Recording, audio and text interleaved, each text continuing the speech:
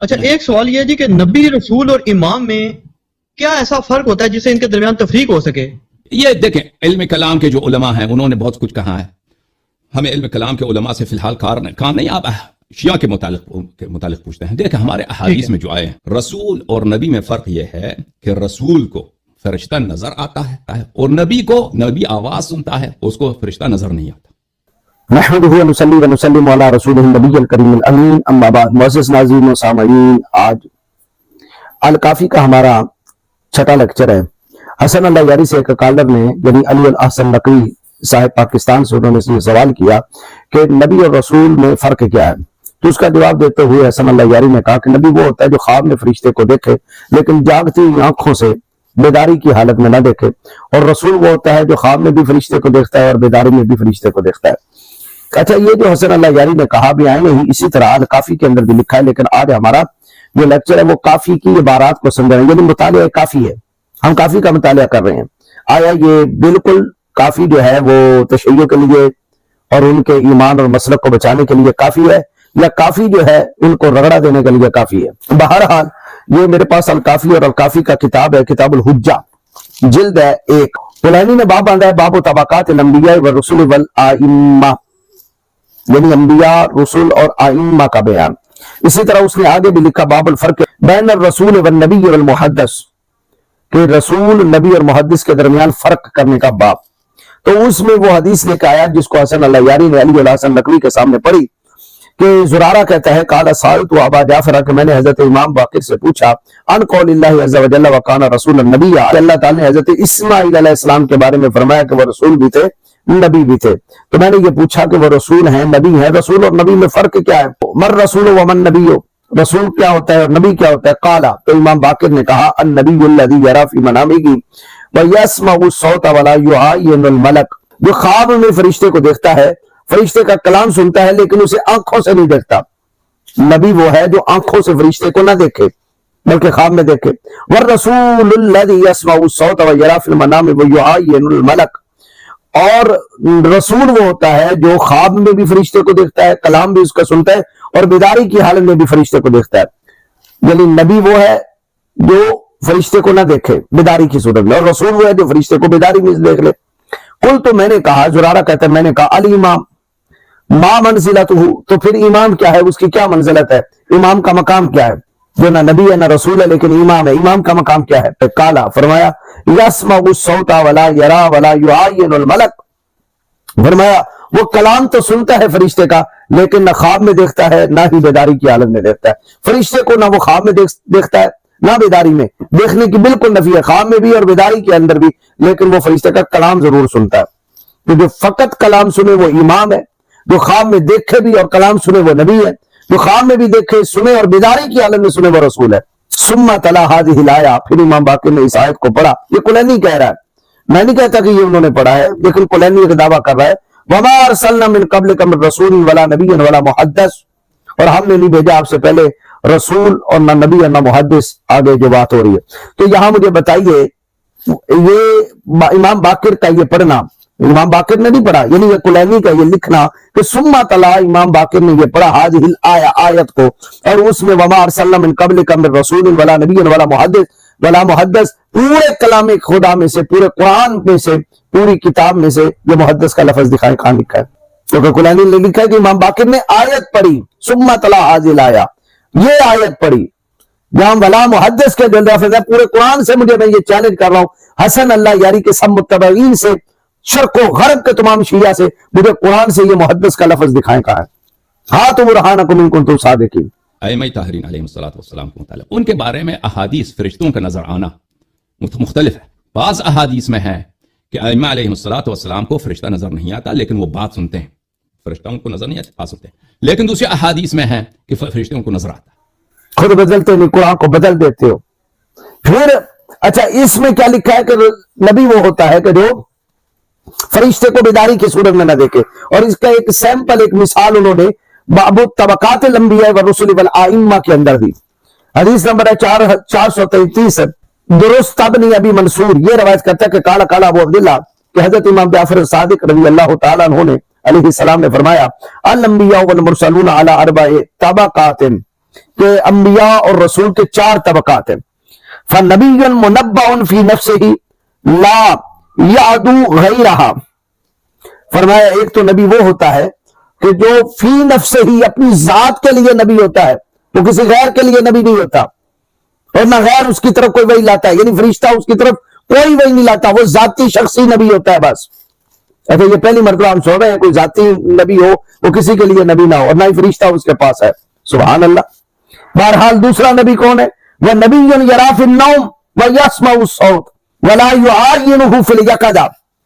اور دوسرا نبی وہ ہوتا ہے جو خواب میں فرشتے کو دیکھتا ہے اور اس کا کلام سنتا ہے، لیکن آنکھوں سے بیداری کی حالت میں اس نے فرشتے کو نہیں دیکھتا، فرشتے کو اس نے نہیں دیکھا ہوتا.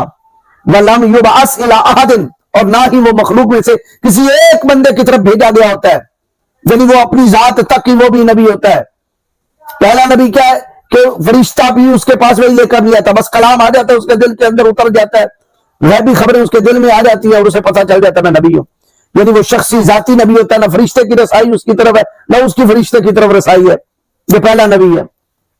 دوسرا کیا ہے کہ فرشتے تک رسائی تو ہے لیکن خواب کے ذریعے، بیداری کی صورت میں اس کو دیکھا ہی نہیں. اور ایسا نبی کسی قوم کی طرف بھیجا بھی نہیں جاتا، نہ پہلا بھیجا گیا نہ دوسرا. اور اس کی مثال کیا دی؟ وَعَلَيْهِ إِمَامٌ.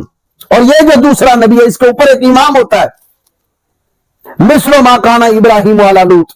جس طرح لوط علیہ السلام کے اوپر ابراہیم امام تھے. تو مثال دی حضرت لوط علیہ السلام کی کہ لوط علیہ السلام ایسے نبی تھے کہ جنہوں نے ظاہری طور پر فرشتے کو نہیں دیکھا اور نہ ہی وہ کسی قوم کی طرف نبی بن کر گئے، بلکہ وہ ذاتی طور پر نبی تھے. یہ بیان کہ لوط علیہ السلام ایسے نبی ہیں جو ذاتی طور پر نبی ہے اور انہوں نے فرشتے کو نہیں دیکھا اور نہ ہی کسی ایسی قوم کے پاس گئے پیغام لے کر، یہ سراسر قرآن کے خلاف ہے. آپ قرآن مجید فرقان حمید میں سے حضرت لوط علیہ السلام کے بیانات پڑھیے، پورے کے پورے رکوع، ان کی قوموں پہ عذاب، حضرت لوط علیہ السلام کا اپنی قوم کو سمجھانا. کلینی کیا کہتا ہے کہ لوط علیہ السلام کو کسی قوم کی طرف کیا ایک بندے کی طرف بھی نہیں بھیجا گیا، اور اللہ رب العالمین فرماتا ہے کہ ہم نے پوری قوم کی طرف حضرت لوط علیہ السلام کو بھیجا تھا. سورہ اعراف میں اللہ رب العالمین نے بیان فرمایا وَلُوطًا إِذْ قَالَ لِقَوْمِهِ. یہ وہ بیان ہے جس میں انبیاء کے بھیجنے کا بیان شروع ہو رہا ہے کہ ہم نے کس قوم کی طرف کون سا نبی بھیجا. ہم نے حضرت نوح علیہ السلام کو بھیجا، لَقَدْ أَرْسَلْنَا نُوحًا إِلَىٰ قَوْمِهِ. ہم نے نوح علیہ السلام کو ان کی قوم کی طرف بھیجا. آگے فرمایا وَإِلَىٰ عَادٍ أَخَاهُمْ هُودًا. ہم نے حضرت ہود کو قوم عاد کی طرف بھیجا. آگے ارشاد فرمایا وَإِلَىٰ ثَمُودَ أَخَاهُمْ صَالِحًا. ہم نے قوم سمود کی طرف حضرت صالح کو بھیجا. آگے ارشاد فرمایا اللہ رب العالمین نے وَلُوطًا إِذْ قَالَ لِقَوْمِهِ. ہم نے جب کہا، وہ وقت یاد کرو جب قوم سے حضرت لوط علیہ السلام نے کہا. قرآن کہتا ہے ایک بندے کی طرف بھی نہیں بھیجا گیا، اور قرآن کہتا ہے کہ پوری قوم کی طرف حضرت لوط علیہ السلام کو بھیجا گیا. حضرت لوط علیہ السلام نے جب کہا اپنی قوم کو أَتَأْتُونَ الْفَاحِشَةَ مَا سَبَقَكُم بِهَا مِنْ أَحَدٍ مِنَ الْعَالَمِينَ. اے میری قوم تم ایسے کام کرتے ہو، ایسے فاحشہ اور برے کام، مَا سَبَقَكُم بِهَا مِنْ أَحَدٍ مِنَ الْعَالَمِينَ. کوئی بھی اس کام کو کسی نے انجام تم سے پہلے دیا ہی نہیں. تم جو کام کر رہے ہو إِنَّكُمْ لَتَأْتُونَ الرِّجَالَ شَهْوَةً مِنْ دُونِ النِّسَاءِ. کہ تم عورتوں کو چھوڑ کر مردوں کے ساتھ اپنی شہوت کو پورا کرنے کے لیے لپکتے ہو. بل انتم قوم مسرفون. بلکہ تم حد سے گزر جانے والی قوم ہو. وما کان جواب قومہ. کلینی کہتا ہے کسی ایک بندے کی طرف نہیں بھیجا گیا، یہاں قوم سے خطاب ہو رہا ہے جناب لوط علیہ السلام کا. وما کان جواب قومہ. قوم کے پاس آپ کے سوال کا کوئی جواب نہیں تھا الا مگر یہ کہ ان قالوا اخرجوہم من قریتکم. کہ انہوں نے یہ کہا کہ ان کو نکال دو، لوط علیہ السلام اور لوط علیہ السلام کے ماننے والوں کو نکال دو اپنی بستی سے. انہم اناس یتطہرون. کہ یہ بڑی پاکیزگی چاہتے ہیں، پاک بننا چاہتے ہیں، یہ ہمارے ان کاموں میں ملوث نہیں ہونا چاہتے. یہ پوری قوم کا جواب تھا. فَأَنْجَيْنَاهُ وَأَهْلَهُ إِلَّا امْرَأَتَهُ كَانَتْ مِنَ الْغَابِرِينَ. بس ہم نے لوط علیہ السلام کو بھی بچایا اور ان کے گھر والوں کو سوائے ان کی بیوی کے، اور وہ پیچھے رہ جانے والوں میں سے تھی. وَأَمْطَرْنَا عَلَيْهِمْ مَطَرًا. ہم نے پوری قوم کے اوپر پتھروں کی بارش کر دی. فَانْظُرْ كَيْفَ كَانَ عَاقِبَةُ الْمُجْرِمِينَ. اور سو آپ دیکھیے کہ مجرموں کا انجام کیا ہوا. کلینی کیا کہتا ہے کہ لوط علیہ السلام کو کسی ایک بندے کی طرف بھی نبی بنا کر نہیں بھیجا گیا، اور نہ ہی انہوں نے فرشتے کو دیکھا. اور یہاں اللہ رب العالمین بیان فرما رہا ہے کہ پوری قوم کی طرف ہم نے لوط علیہ السلام کو بھیجا، اور پوری قوم کے ساتھ حضرت لوط علیہ السلام بیان فرما رہے تھے کہ تم ان کاموں سے باز آ جاؤ ورنہ تم پر عذاب شدید اترے گا. اور قوم آگے ہٹ دھرمی پہ آ گئی.